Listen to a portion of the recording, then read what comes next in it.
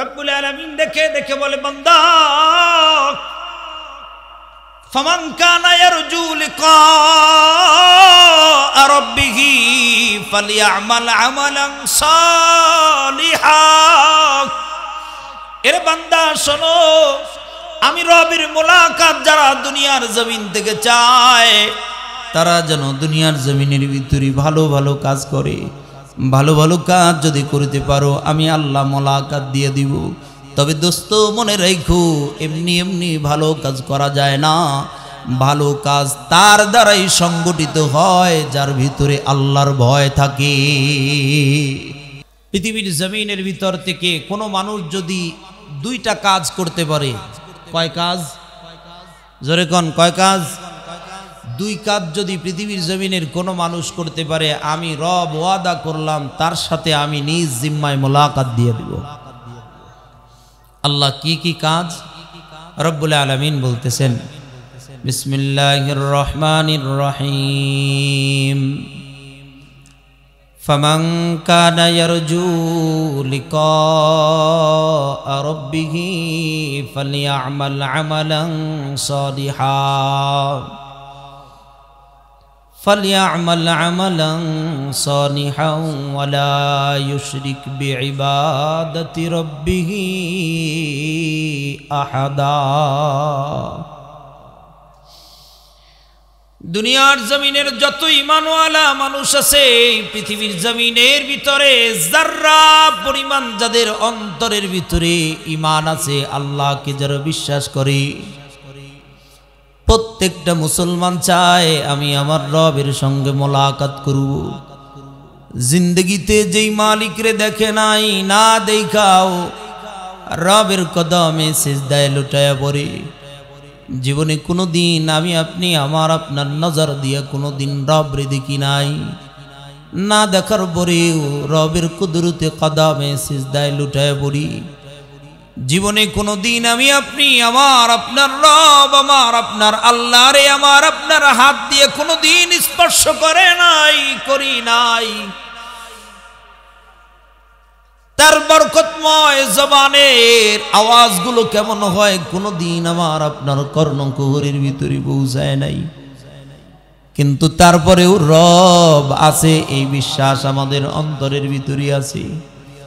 কোনো দিন যারে দেখি নাই, হাত দিয়া ছুঁই নাই, তার বরকতময় জবানের কথাগুলো আমাদের কর্ণকুহরে আসে নাই, তারপরেও রব্বুল আলামিন আছে এই বিশ্বাস আমাদের অন্তরের ভিতরে আছে। রব্বুল আলামিন ডেকে ডেকে বলে বান্দা, যারা যারা দুনিয়ার জমিনের ভিতরে এমন বিশ্বাস নিয়ে আমি রবের ইবাদত করে, শোনো শোনো, দুনিয়ার জমিনের ভিতরে দুইটা কাজ যদি করতে পারো, আমি আল্লাহ ওয়াদা করলাম জান্নাতের ভিতরে আমি আল্লাহ নিজ জিম্মায় তোমারে সাক্ষাৎ দিয়া দিব। জোরে জোরে কোন সুবহানাল্লাহ, জোরে বলেন। আল্লাহ কি কি কাজ?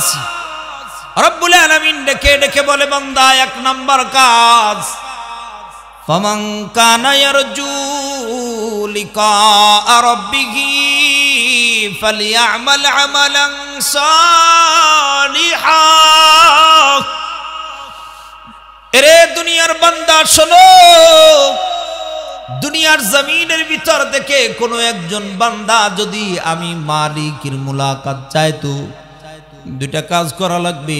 এক নাম্বার কাজ, ফালইআমাল আমালান সালিহান।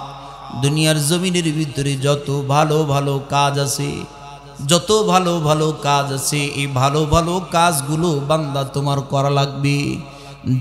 যেই লোকটা দুনিয়ার জমিনের ভিতরে ভালো ভালো কাজ করবে, মন্দ কাজের দিকে কদম উঠাবে না, মন্দ কাজের দিকে হাতটা বাড়াবে না, মন্দ জায়গার দিকে নিজের দৃষ্টি নিক্ষেপ করবে না, অন্যায় অপরাধ হয় এমন কোনো কাজ করবে না, গুনাহের কাজের সঙ্গে নিজেরই জড়ায়া নিবে না, তাহলে আমি আল্লাহ তাআলা ওয়াদা দিলাম বান্দা, আমি নিজ জিম্মায় তোমার লগে মোলাকাত দিয়া দিব, আমি নিজ জিম্মায় তোমারে সাক্ষাৎ দিয়া দিব।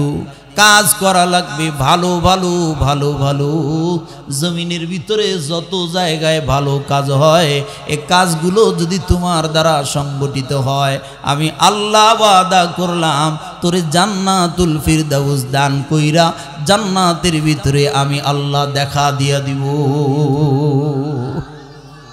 ভালো ভালো কাজ দুনিয়ার জমিনে। এ ভাই, সময় কম, লম্বা আলোচনা করার সময় নাই, শুধু এতটুকু বলি, দুনিয়ার জমিনের ভিতরে ভালো কাজ কোনটা একজন মুসলমান হিসেবে যদি পাগল না হয় তাহলে সবাই জানে ভালো কোনটা মন্দ কোনটা। কথা কোন জানে কি জানে না? সবাই জানে যে ভালো কোনটা মন্দ কোনটা, এটা সবাই জানে, আপনিও জানেন আমিও জানি। নামাজ আদায় করা, ফজরের সময় যখন নামাজের ওয়াক্ত হয় নামাজ আদায় করা, বলেন তো জোরে কইেন, বলেন তো ভালো কাজ না মন্দ? সুদ খাওয়া বলেন তো ভালো না মন্দ? বুঝা কোন, জোরে কোন। সুদ খাওয়া ভালো না মন্দ? জিনা করা ভালো না মন্দ? যাকাত দেওয়া ভালো না মন্দ? হজে যাওয়া ভালো না মন্দ?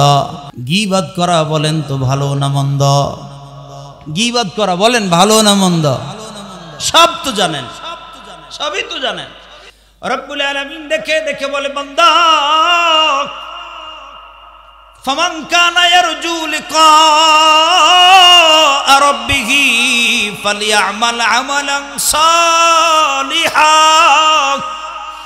এর বান্দা শোনো, আমি রবের মোলাকাত যারা দুনিয়ার জমিন থেকে চায় তারা যেন দুনিয়ার জমিনের ভিতরে ভালো ভালো কাজ করে।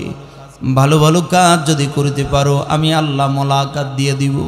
তবে দোস্ত মনে রাখো, এমনি এমনি ভালো কাজ করা যায় না। ভালো কাজ তার দ্বারাই সংগঠিত হয় যার ভিতরে আল্লাহর ভয় থাকে। যার ভিতরে আল্লাহর ভয় থাকে তার দ্বারাই কেবল ভালো কাজ সংগঠিত হয়। যার ভিতরে আল্লাহর ভয় থাকে না এই মানুষের দ্বারা কোনোদিন ভালো কাজ করা সম্ভব হয় না। ভালো কাজ করার অন্যতম রাস্তা হলো নিজের অন্তরের ভিতরে আল্লাহর ভয় থাকা লাগবে। আল্লাহর ভয় যার ভিতরে আছে এই মানুষের দ্বারা জিন্দেগিতে কোনোদিন অন্যায় করা সম্ভব হয় না। এই মানুষের দ্বারা জীবনে কোনোদিন অপরাধ করা সম্ভব হয় না। যার ভিতরে আল্লাহর ভয় আছে এই মানুষ দ্বারা কেবলমাত্র ভালো কাজ করা সম্ভব। যে জায়গায় যাও না কেন, যেখানেই যাও না কেন, তার দ্বারা ভালো কাজ হবে। আর যার ভিতরে আল্লাহর ভয় নাই, মানুষ দেখানোর জন্য বহু মানুষ আছে, মানুষজনের সামনে সুন্দর সুন্দর কথা কয়, কিন্তু পর্দার আড়ালে গেলে তার চেহারা ভিন্ন হয়ে যায়। মানুষজনের সামনে সুন্দর সুন্দর কথা কয়, একেবারে মনে হয় পুরা পিসাব, আল্লাহর ওলি গাউস কুতুব। মাইক পাইলে অনেক সময় বড় বড় সুন্দর সুন্দর কথা বলা যায়। হাইরে এমন এমন কথা কয়, শুনলে পরে দিলটা ঠান্ডা হয়ে যায়, মনে হয় হায় হায় কি সুন্দর কি সুন্দর সুন্দর কথা কয়। কিন্তু এই লোকটাই যখন আবার রাতের আধারে পর্দার অন্তরালে যায় তখন তার চেহারা ভিন্ন হয়ে যায়। মাইকের সামনে বসে বসে কোরআন হাদিসের কথা অনেক মানুষ বলে, আবার রাত্রি বেলায় মদের আড্ডায় এই বাটপারদেরকে পাওয়া যায়, এখানেও পাওয়া যায়। কারণ হলো এই ভালো কথা কইছে আল্লাহর ভয়ে নয়, ভালো কথা বলছে মানুষরে ধোঁকা দেওয়ার জন্য। মানুষরে ধোঁকা দেওয়ার জন্য ব্যবহার করছে। ব্যবহার মানে ধর্মটারে, ইসলামটারে, কোরআনটারে মানুষরে ধোঁকা দেওয়ার জন্য ব্যবহার করে। একদল মানুষ আছে না নাই? জোরে বহু মানুষ আছে এমন, ধর্মটারে ধোঁকা, মানুষকে সাধারণ আম মানুষরে ধোঁকা দেওয়ার জন্য ব্যবহার করে। পট্টি পুট্টি বান্দে বুন্দে একেবারে। মূলত এর ভিতরে রবের ভয় নাই, মূলত এর ভিতরে আল্লাহর ভয়। এটা করে না, লোক দেখানোর জন্য করে, লোক দেখানোর জন্য করে, মালিকের ভয়ে করে না। এর কারণেই দেখবেন সুন্দর কথা বলে। আমি একবার 2-3-4 বছর আগে আপনাদের পাবনায় যে মেন্টাল হসপিটাল আছে না, এই এই মেন্টাল হসপিটালের কোন সাইডে যেন আসছিলাম, নাম কইলে পারে আবার চিনে ফেলবেন, এটার লেগে কইলাম না। এই সাইড সুইডে এক জায়গায় আসছিলাম, বয়ান করতে করতে এক সময় আল্লাহর ভয় নিয়া, তাকওয়ার নিয়া এক সময় কথা কইতে কইতে এক সময় বলছিলাম, এই শোনেন, যাদের ভিতরে আল্লাহর ভয় থাকে না এদের দ্বারা চুরি করা সম্ভব হয়। দেখেন না, বহু মানুষের গম চুরি করে, চাল চুরি করে, এমনকি বিস্কিট চুরি করে। গরিব মানুষের নামে পায়খানা আইছে, সরকার বরাদ্দ দিয়ে দিছে, পায়খানা পর্যন্ত চুরি করে খায়। নাই? আছে আছে, পায়খানা চুরি করে খায় একেবারে। টিন চুরি করে, চাল চুরি করে, যা পায় তাই খায়। এই কথা বইলা মাহফিল থেকে নেমে আমি গাড়ি তুলছি। এখন এক লোক, মুরব্বী একটা লোকটা লাঠির উপরে ভর দিয়ে দিয়ে আস্তে আস্তে করে আমার কাছে আসতেছে। আমি ড্রাইভারকে বললাম, এই গাড়ি চালায়ও না, দাঁড়াও, চাচা এদিকে আসতেছে, মনে হয় আমাকে কিছু বলবে। গাড়ি দাঁড় করাইছে। এখন চাচা এসে আমার দরজায় ওই গাড়ির গ্লাসে টোকা দিছে। টোকা দিয়ে আমি দরজার গ্লাস খুলে দিলাম, সালাম দিলাম, আসসালামু আলাইকুম চাচা, কিছু বলবেন? চাচাই আমারে কয়, গেদা ভালো আছে এদিককার। তো আমি ওনার কাছ থেকে বলতেছি, গেদা ভালো আছি? আমি বললাম, জি চাচা ভালো আছি আলহামদুলিল্লাহ। চাচা কিছু বলবেন? আমি করছে যে না, কিছু তেমন কিছু বলবো না তো, কিন্তু গেদা বলো তো, এই যে তুমি যে টিন চুরি করার কথা কইলা, এটা তোমারে কয়া দিছে কেডা? এখন আমি বলছি, চাচা আমারে কেউ কয় নাই তো, আমাকে কেউ বলেন? কয় না, তোমারে কইছে। আমি কই, না চাচা আমার কেউ বলে না। না কইলে তুমি পাইলে কেবা কইরে? তাহলে তুমি পাইলে কেবা? আমি কই, চাচা কেন, এদিকে এরকম হইছে নাকি? কই হইছে মানে তোমারে কেডা কইছে এটা কও। আমি কই, না চাচা বিশ্বাস করেন, সারা দেশেই হয়, এটা মুখস্থ কথা চাচা, সবাই এ যেখানে যাবেন সে জায়গায় আছে। গম চোর, চাল চোর, তেল চোর, এগুলোর অভাব আছে নাকি? কথা কয় না, অভাব আছে নাকি? অভাব নাই চাচা, এগুলো আছে। এন বলতেছে, না আসলে ঘটনা হয়েছিল কি, ওই তোমার ডান পাশে যে লোকটা বসা আছিল ওরে চেনো? আমি কই, না চাচা চিনি না তো। কয়, উনি হলো চেয়ারম্যান। এই চেয়ারম্যান, ওর ঘরের ভিতরে গত কিছুদিন আগে 27 বান টিন পাওয়া গেছে।